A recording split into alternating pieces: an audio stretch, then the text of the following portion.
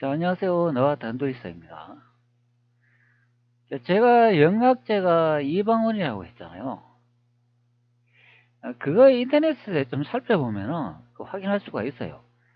꼭 조선왕조실록이나 우리나라 선조님들이 남기신 그런 기록 말고도 이 기사 같은 거 찾아보면은 확인할 수 있는 내용이 되겠습니다. 현재는 이제 월간 중앙일보가 되는데, 자, 여기 보죠. 명황제는 왜 조선유해에 빠졌나? 자, 이런 설명을 볼 수가 있어요.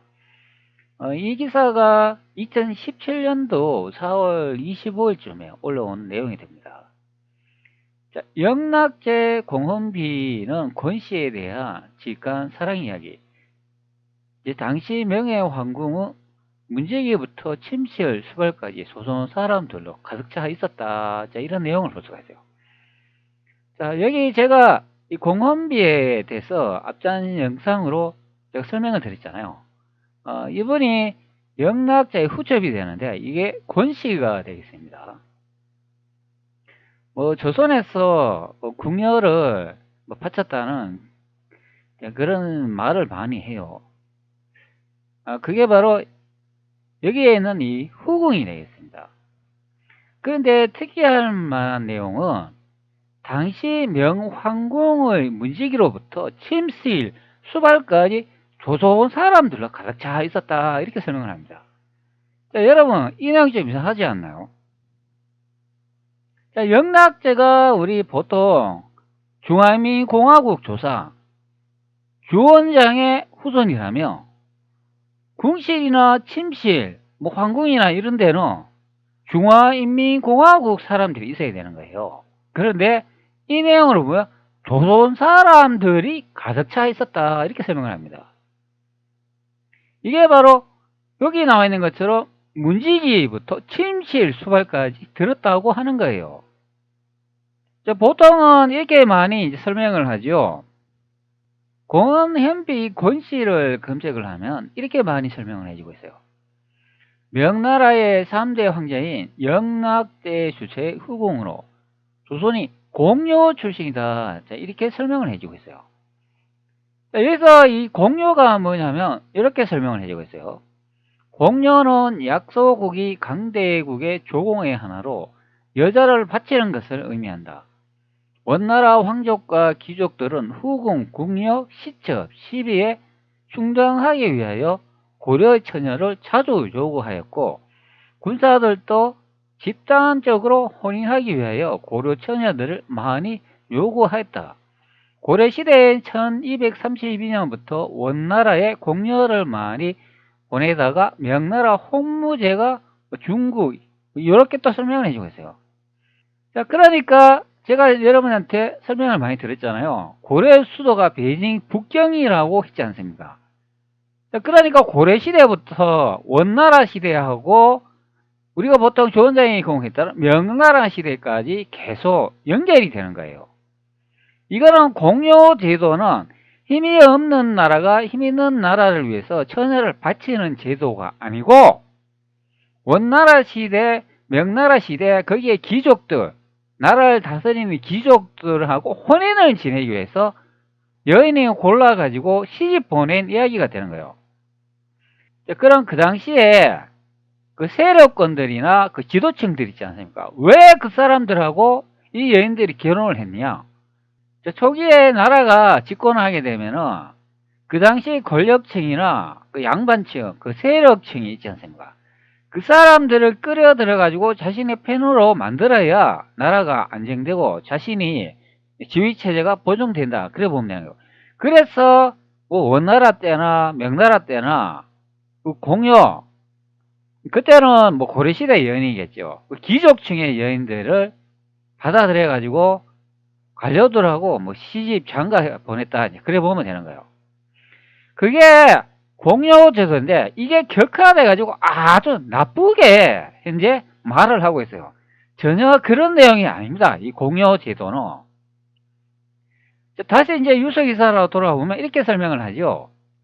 영락제 당시 명나라 황궁은 대략 400여 명으로 추정되는 조선 출신의 황관이 궁궐, 대문, 문지기부터 침실, 황후 비빈이 거처하는 후궁, 궁정, 주방 등 곳곳을 메웠다. 황궁은 시끌벅적한 조선말로 가득했다. 영락제는 왜 이런 조치를 취했을까? 여러분 생각을 해보세요. 영락제 본인이 고려인이고 조선인이기 때문에 그런 겁니다. 우리가 흔히 말하는 주원장 후손이 아니에요. 그런데 역사가 조작되다 보니까 이것이 중화민공화국 홍건나라를 일으킨 주원장 후손으로 둔갑이 됐다. 그런 의미가 됩니다. 태조 이성계의 역사를 주원장이 가져갔기 때문에 그런 거예요. 자, 계속 읽어볼게요. 당시 궁정 풍경은 영락제 출생에 얽힌 비밀의 열쇠가 있다. 자, 영락제가 누구인가 비밀의 열쇠가 있다고 설명을 해주고 있어요. 자, 지난해에서 패자는 진화인들이 자신들의 역사의 한족 왕조라며 한당과 함께 특히 자부심을 갖는 왕조인 명태조 주원장 황금보광이라는 책에 따르면 지금의 북한 사람이 해당하는 조선인 주루첸이라는 사실을 보였다. 또 그의 아들과 알려진 명3대 황제 성조 영락제는 역시 조선민족의 피를 이어받았다는 사실도 보았다. 자, 여기 정확하게 나오죠? 자, 영락제를 다른 말로는 성조라고 부른다고 제가 여러분들한테 설명드렸습니다. 자, 성조가 이게 언제 바뀌었는지 예전에 한번 설명을 드렸잖아요. 자, 제가 예전에 밝힌 기록을 보면 조선실록에 적혀 있습니다. 태종 황제 영락 이방후 가정제의 제위 중에 성조로 바뀌었다. 제가 설명을 했어요. 저 정확하게 조선실록으로 보여주고 있어요. 자, 태종 황제는 영락은 이방원인데 가정제의 제위 중에 성조라고 바뀌었다. 제가 이렇게 정확하게 여러분들한테 알려드렸습니다. 자, 여러분은 너무나 정확하지 않나요? 저 이런 사람이에요. 이건 자화자찬이 아니고 제가 조선왕조실록을 분석하니까 다 그렇게 나옵니다. 여러분들도 한번 분석을 해보세요. 물론 저의 영상을 보셨기 때문에 다들 영락제가 이방원이라는 걸 이제 알게 되셨다, 그런 의미가 되겠습니다. 자, 진화인들이 자신들의 역사에 한족 왕조라며 한당과 함께 특히 자부심을 갖는 왕조인 명태조 주원장. 자, 여기 나오죠? 황금보광이 나온다. 설명을 해주고 있어요. 자, 그럼 여기서 명태조가 누구일까요? 당연히 이성계가 되는 거예요. 주원장이 아닙니다. 제가 전에도 말씀드렸지만 주원장은 태조 이성계한테 홍건난 때 참수됐다고 여러분들한테 설명을 드렸어요. 자, 태조실록 1권 총서 37번째 기사를 보면 여기에 나와 있습니다. 겨울에 홍건적 위편장 반성사유 관선생 주원수 파도번 20만 군사가 압록강을 건너 서부 변방에 함부로 들어와 우리에게 글을 보내니 군사 110만 명을 거느리고 동쪽으로 가니 속히 맞아 항복하라 하였다. 태조는 적의 왕 원수 이하 100여 명의 목을 베고 한 명을 사로잡아서 왕에게 바쳤다. 바로 이 내용에서 확인할 수 있습니다. 자, 여기서는 태조라고 하니까 이성계가 되는 거죠. 그리고 적의 왕 원수라고 하지 않습니까? 그럼 이분이 누구인가? 요 위에 있는 바로 이 주원수라는 인물이 되겠습니다. 자, 여기 보면 성이 주시잖아요. 자, 홍건난을 일으킨 주원장의 성이 주시 아닌가요? 그리고 원수라는 뜻은 홍건난 우두머리의 최고 대장이 된다. 그 사람은 단 한 명이 주원장밖에 없어요. 그분이 조선에서는 주원수로 불렀다. 그런 의미가 되는 거예요. 자, 그런데 여기서 중요한 게는 이성계한테 이 주원장이 죽었다 되어 있습니다. 적의 왕이라고 되어 있잖아요. 자, 목을 베고 한 명을 사로잡아서 왕에게 바쳤다. 이런 내용을 확인할 수가 있습니다. 자, 이것도 대한민국 사학계가 해석을 했잖아요. 자, 여기에 있는 이 주원수는 주원장이라고 예전에 한번 제가 공개를 했습니다. 대한민국 사학계도 그렇게 인정을 하는 내용이에요. 자, 계속 내용을 읽어보도록 할게요. 또 그의 아들로 알려진 명3대 황제 성조 영락제 역시 조선 민족의 피를 이어받았다는 사실이 보았다. 특히 황금보광은 영락제가 주원장의 아들이 아니라 사실은 주원장이 북으로 쫓아낸 원의 마지막 황제인 순제 우한투칸과 콩쿠라트 카탄의 아들이라고 기록했다.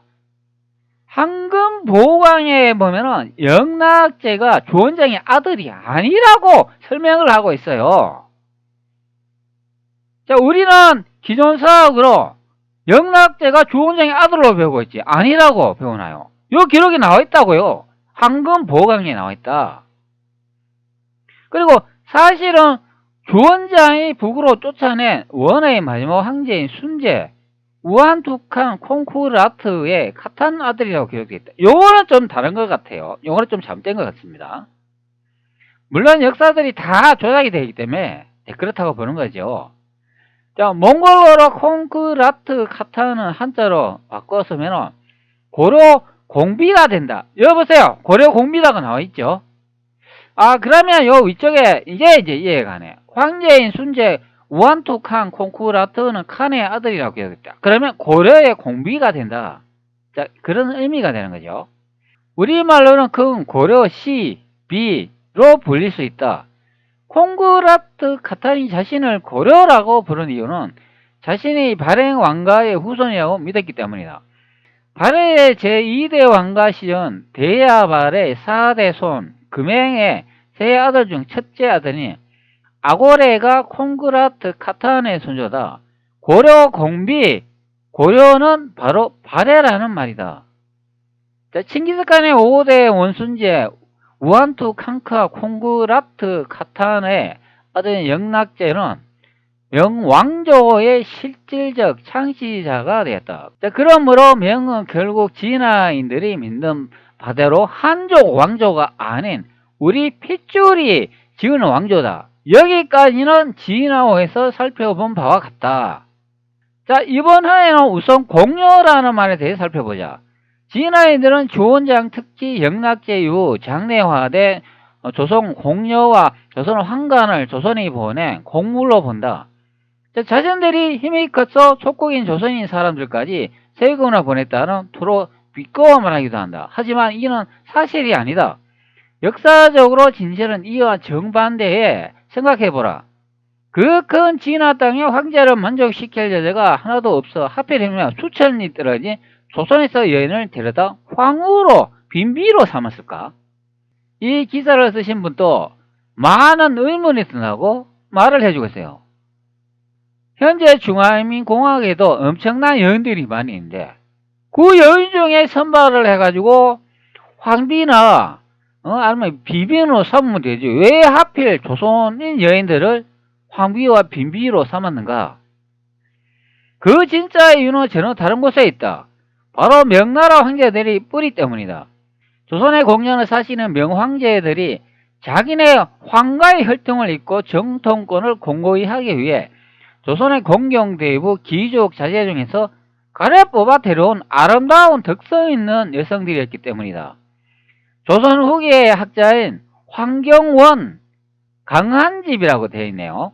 강한집에는 공녀는 조선에서 가래 뽑아 데려온 여자들이라는 말로 표현했다. 이처럼 조선 공녀는 속국인 종주국에 바치는 뜻이 담긴 공녀가 아니라 이 여인들이 공녀라면 고려시대의 몽골 황제가 고려의 왕자나 왕족에게 보낸 황녀와 여러 명의 공주 역시 모두 몽골 제국의 황제가 고려 국왕에게 바친 공녀라는 말이 된다. 자, 이들 여인이 명황궁으로 들어간 이후 그의 부친이나 오라비들은 명나라 황제가 내린 황친, 곧 황후의 친조 혹은 황제의 어버이, 친척이라는 엄청난 칭호로 불렸다. 나아가 이들의 차관급 배설인 경에 명하여 명의 일반 관리보다 더 높은 대우를 받도록 했다. 이들이 북경으로 갈 때 조선의 임금이 직접 편지안에서 잔치를 베풀어 대접하는 고위 관료들이었다. 특히 영락제 당시 명나라는 조선 민족의 뿌리를 가진 황제와 황제의 총애를 받던 조선인 건비 등 6명 조선 비빈 400명 이상으로 추정되는 조선인 황관이 궁정을 가득 메운 제2의 조선이나 다름이 없었다.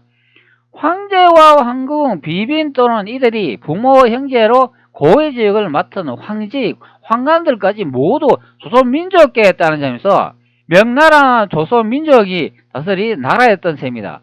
결국 오늘날 한족의 선조들은 외국인 출신 군주와 통치 계층 아래에 다스려진 백성이었던 것이다. 이렇게 말하고 있습니다. 자, 명사에 따르면 영락제에게 아버지 주원장의 동료인 중산왕 서달의 장녀인 서씨 황무와 또는 기비와 왕씨 공원현비, 권씨 등 2명의 비가 있었다고 한다. 그런데 이 권씨는 조선에서 가래 뽑아 데려온 여자들 중 한 명인 조선연이었다. 조선인 여자가 어떻게 영락제의 현비가 되었을까? 그녀는 어떤 삶을 살았을까? 권씨에게 명사 후비전을 짤막하게 기록하고 있다. 이렇게 설명합니다. 자, 현재 보시는 이 영상은 앞전에 제가 올린 영상인데 이방원 능은 장능이며 명 13능이고 명여릉은 신의 왕후 한시능이다. 공여 해련비의 천수산에 묻혀있다. 제가 설명드렸습니다. 자, 여기 조선실록에 적혀 있잖아요. 뭐 글이 좀 작은데 좀 확대해서 한번 보도록 할게요. 여기 나와 있잖아요. 권영규는 북경에서 120리 있는 천수산에 현인비에게 제사 지냈다. 이렇게 설명을 해주고 있어요. 자, 이 기록은 태종실록 28권 태종 14년 12월 4일 개유 첫 번째 기사 1414년 명영락 12년의 기록이 되는 겁니다. 자, 여기 천수산 나오죠. 저 현인비 나오죠. 저 앞자리에 말한 공여. 이 공여는 나쁜 말이 아니에요. 왜? 여기 나오잖아요.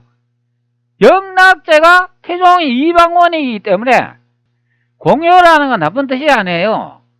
조선이나 고려에서 똑똑한 처자를 뽑아가지고 혼례시키는 게 그게 공여 정책이 되는 겁니다. 자, 여기서 또 드러나죠. 천수산에 현인비가 묻혀있다고 하기 때문에 자, 여기 위쪽에 나있는 태종이 영락제이고 영락제가 태종이다. 자, 영락이란 말은 태종 이방원의 연호이다. 연대를 표시하기 위해서 제정한 호칭이다 보면 되는 거예요. 자, 여기 천수산이 어디 있는지 제가 고지도에서 설명을 드렸잖아요. 1785년도 대청 강요도 일본 국립국회 도서관 소장형을 보세요. 자, 요거는 이제 대륙 전체의 이제 그림이죠. 요걸 조금 확대해 볼게요. 자, 확대해 보면 여기 나오잖아요. 천수산. 자, 여기 경사라고 되어 있지 않습니까? 여기에 연도라고 되어 있잖아요. 이게 베이징 북경이 되는 거예요. 자, 여기 순천부 되어 있죠. 바로 자금성이 됩니다. 자, 정확하게 다시 제가 설명을 드릴게요. 여기 천수산이라고 되어 있지 않습니까? 그리고 여기에 보면 연산이라고 나오죠. 제가 앞전 영상에 설명을 드렸잖아요. 연산에 가면 조선에 능이 거기 다 있다. 왕의 능이 거기 다 있다. 그게 바로 명 13능에 있는 천수산이 되는 겁니다. 여기 천수산. 여기 북경이라고 되어 있죠. 바로 자금성이 됩니다. 여기 또 시문집 내용 나오죠. 조선 후기의 학자인 한경원 자신의 시문집 강한집에 보면 나와 있다. 자, 강강자에다 한수한. 그러면 이게 어디일까요? 이게 양자강이 되는 거예요. 여러분, 강한집이 공녀를 조선에서 가려 뽑아 데려온 여자들이라는 말로 표현했다. 이처럼 조선 공녀는 속국인 종주국에 바치는 뜻이 담긴 공녀가 아니다. 자, 이렇게 설명을 해주고 있습니다. 그런데 역사가 변조되다 보니까 조선은 못난 나라고 하대하는 나라고 주원장의 속국이기 때문에 절대 위대한 나라가 될 수 없다. 그렇게 만들어야 하기 때문에 이 공녀라는 단어도 아주 나쁜 단어이고 아주 천박한 단어이고 아주 몹쓸 단어이다. 그리고 여기서 뽑은 이 여인들은 아주 천박한 사람들이다. 그렇게 만들어 놓은 게 현재 역사가 되는 거예요. 여러분 역사를 똑바로 아세요. 여러분들 대한민국 사학계는 완전히 사기 집단입니다. 이건 학자도 아니고 세상 인류의 희대의 사기가 되겠습니다. 이런 사기는 없다. 그런 의미가 됩니다.